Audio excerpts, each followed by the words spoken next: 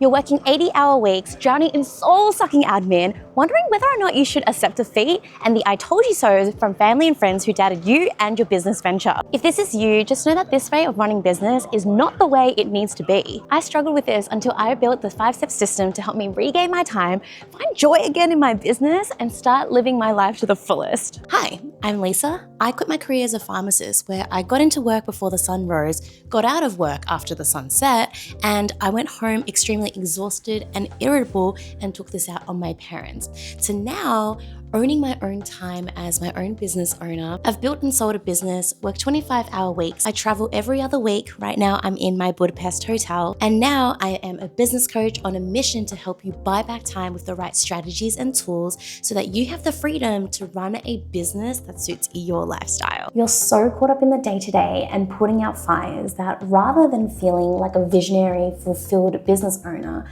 you've become a frantic operator. And because you're stuck in admin, it means that you're not focusing on your business. You're not focusing on getting new leads and closing sales, which means that your business starts spiraling downhill. So let's talk about step 1, systems and automations as part of this 5-step system. So let's say you spend 30 to 60 minutes every time you jump into a sales call.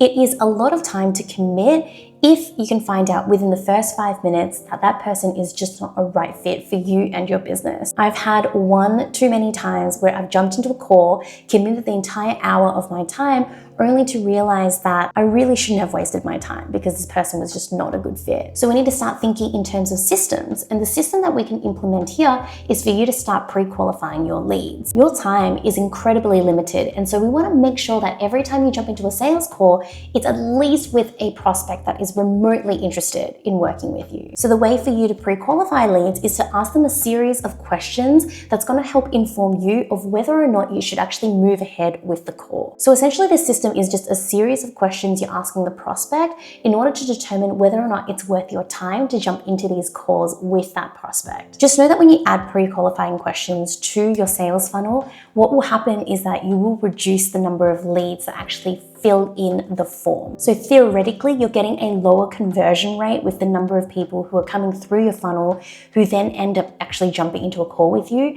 But actually what we're doing here is that we're protecting your time. So we're vetting out the people who aren't the right fit even before you jump into that call, so that when you do spend that 60 minutes with a prospect, their likelihood of converting is much higher compared to you jumping into all calls with anybody, including time wasters as well. This is a system that's going to automatically free up your time in business. And just as a bonus here, you can also tie in an automation with this process as well. So as soon as that prospect actually fills in that form with you, you can initiate an automation through Zapier, for example, to actually send them an email straight away. Essentially, this email acts as an autoresponder to say, hey, thank you so much for filling in the form. I'm so excited to read it, and I'm so excited to reach out to you if I think that you're the right fit for me and my business. The other thing you can also do is you can create an email sequence following this initial email to actually continue to nurture that prospect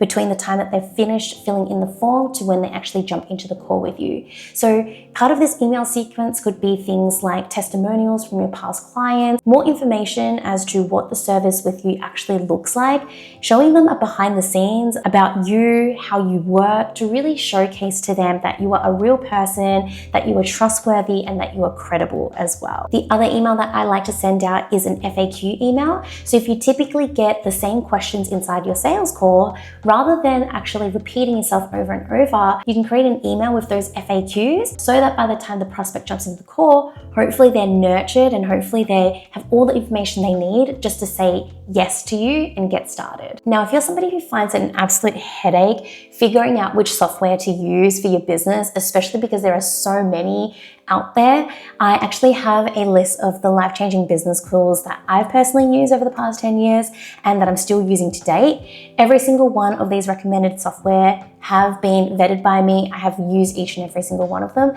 So if you wanted to go and download that and shortcut your way to figuring out which software is right for you, then go ahead and do so. Okay, so step 2 is the power of multiplication. A lot of business owners have the mentality of, I need to do this all by myself. Short term, this is good. You might think to yourself, oh, it's only going to take me 30 seconds to do this very small task, but it would take me hours to actually write down the SOP, train my VA, and manage them. I may as well just do it all by myself. But again, this is short-term thinking. Think of hiring as a way to multiply your efforts. By bringing on talented team members, you're essentially creating copies of yourself, each capable of generating output that contributes to your business goals. This multiplication effect allows you to increase your total company's output without directly increasing your personal workload. So before delegating in my current coaching business, TutorBoss, I was feeling extremely overwhelmed and I was just drowning. I was so busy doing sales calls and I found it so frustrating because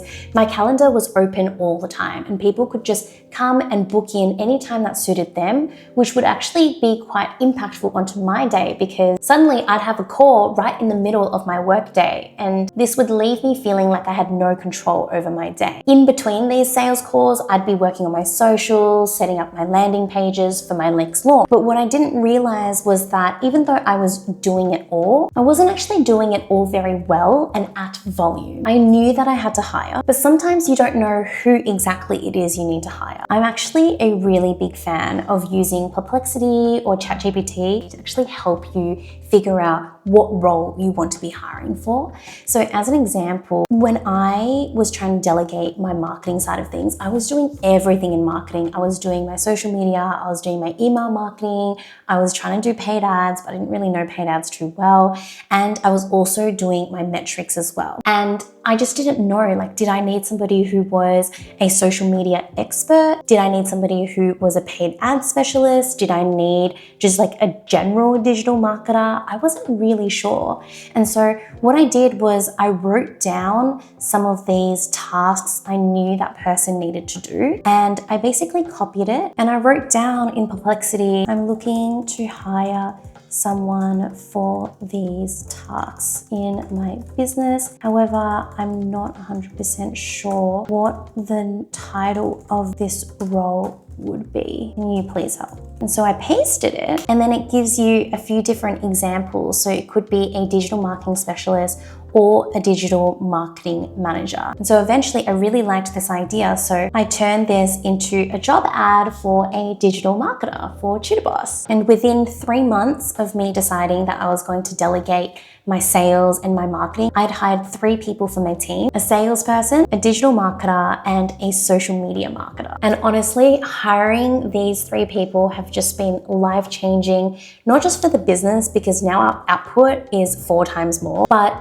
it's actually really helped me become a better business owner because it means that I have time now to actually focus on the strategy of the business, actually being the face of the business, like filming these YouTube videos, delivery, so doing my coaching calls, and actually be a lot more present with the tasks that I'm doing because I actually really enjoy these tasks rather than just feeling like I need to run around like a headless chook. So as a business owner, you can try to do everything, but you simply just don't have enough time in the day. Delegation with hires is one way to take load off your plate, but without prioritization, you're still going to continue drowning in your list of endless to-dos. Step 3, prioritization. For each quarter, choose your biggest goal.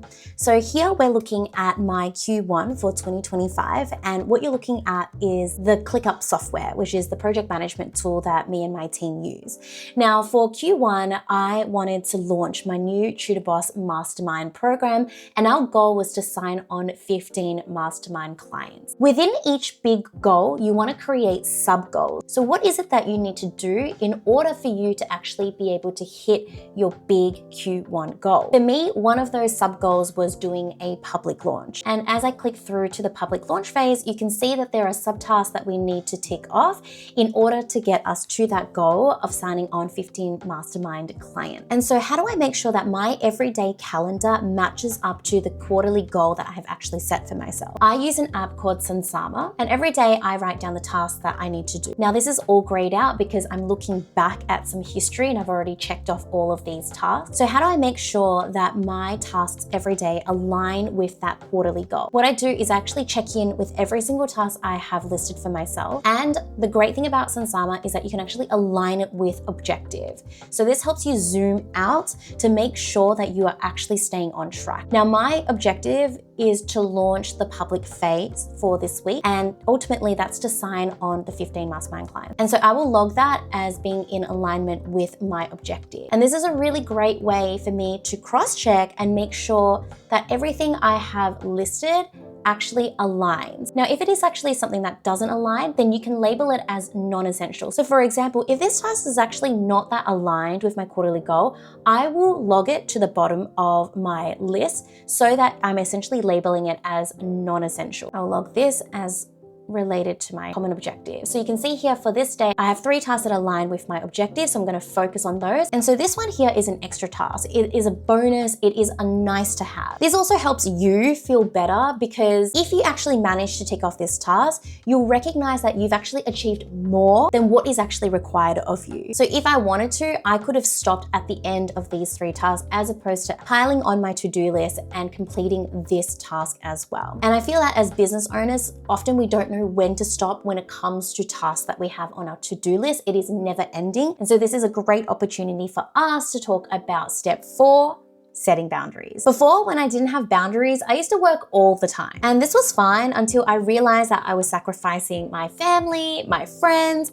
I was feeling guilty for not seeing them. And then I felt anxious about what my friends would say about me because I wasn't actually showing up to an event. And so ultimately, I want you to ask yourself, what is it that you value most? For me, I do love my business and I do find fulfillment in it, but it's only one slice of the success pie. And this is the success pie here. When I saw this, I just really resonated with it. How we're taught to measure success, which is how much money do you make and what is it that you do? I'm a business owner, I'm an entrepreneur. But a better measure, which I think is healthier for our mindset and just our overall health, is actually seeing that, yes, it is about job title and salary. We can't deny it, but it's also about our freedom of choice. Like, how do we actually spend our time? Do we find fulfillment? What's our physical health like? What's our mental health like as well? And so if you're finding that any of these points are suffering in your own life, then I think it's important for you to reassess whether or not spending all that time in your business is actually worth it. And I think boundary setting looks different for every single person out there. For me, I will never work on the weekends. I love having my slow Monday morning. So rather than just going full force into work, I love the fact that I can sleep in and recover from the weekend. I can ease in by going to the gym, doing any leftover admin from the weekend, like if I've missed doing the laundry because I was out too much, or just cleaning up the house. That really helps me to set up for the week and helps me feel good about the week as well. And then I start work in the afternoon. By the way, I also just noticed that the example I showed you was that I was working on the weekend. So I should correct myself. It's not that I never work on the weekend. I do on rare occasions, particularly when I'm launching an event. So on this particular day, I made an exception because I was hosting a live masterclass to about 200 or so tutor bosses. And I wanted to make it at a time that was accessible for as many people as I could. And I think the lesson to be taken away here is that I have that freedom of choice to decide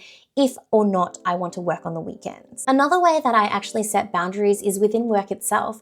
So I really don't like spending a lot of time in my emails. I don't know anybody that does. And so I add this little PS to the end of all my emails. I check my emails twice weekly. I'll be in touch with you soon. What this has done is that it's helped to alleviate pressure from me feeling like I need to constantly check my inbox and get back to people in a prompt manner. And by setting down this boundary, I'm communicating to the world that, hey, I only look at my email twice a week, so you can expect me to get back to you in about 3 to 4 days. And so the best part about setting boundaries is that you get to set boundaries on your own terms. Lean into how you actually want to run your business rather than letting your business run you. Step 5 is rest. So what's the trick when it comes to resting when you're a business owner? I actually schedule in my work around my personal life, not the other way around. So for example, everything in pink is my social calendar. It's my traveling calendar. And I actually pop these in first before I add in all of my work meetings, all of my work to-dos. And I will schedule these in before I do any of my work meetings, any of my work to-dos. It's so easy to push out the things that we truly want, like traveling, like spending time with family and friends. And when I flip things around, I find that I'm able to make time for a little bit of everything that matters most to me. And one thing that I will say here is that yes, something does have to give when you are trying to dedicate so much time to different elements of your life, from your physical health, mental health, family, friends, traveling, work itself. But if you're someone who's interested in running a lifestyle business, then you're here for the lifestyle that running a business offers you. And so for me personally, I've found that I have actually accepted the fact that my business is not going to grow as fast as if I was to be working on it 24/7. But I am okay with that because I know that the life experiences that I get from doing the traveling, from nurturing the relationships with my friends and family, those are things that are so fulfilling to me and that genuinely matter to me, that it's a sacrifice that I'm willing to make. And so the question for you is, what are the sacrifices that you are going to be willing to make in your own life? Now I want to throw in a bonus step 6, which is meetings. Running effective meetings is a whole thing within itself. When I run meetings with my teams, I ensure that they have a strategic focus that is aligned with our quarterly goals. So these are meetings where we talk about revenue, forecasting, breaking down the funnels that we've created, reviewing data together, having retros, and then iterating on our work. I definitely wouldn't be able to have the lifestyle that I have today if I didn't have my team with me. Just like what we mentioned earlier in this video, you need to ensure that every single task that you have day to day is aligned with your quarterly goal.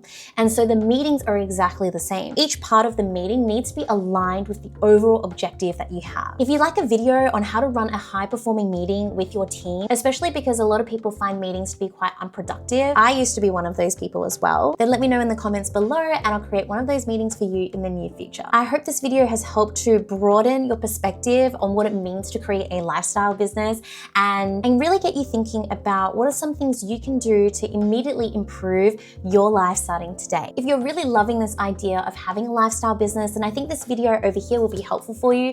It's how I built a $50,000 per month passive income tutoring business. I didn't need to be in the business day-to-day operations at all. I had a team doing that for me. I could travel for months on end and not need to touch the business. And so go ahead and watch that if you'd like to learn more on how I did so. Otherwise, I can't wait to see you in the next video. Bye!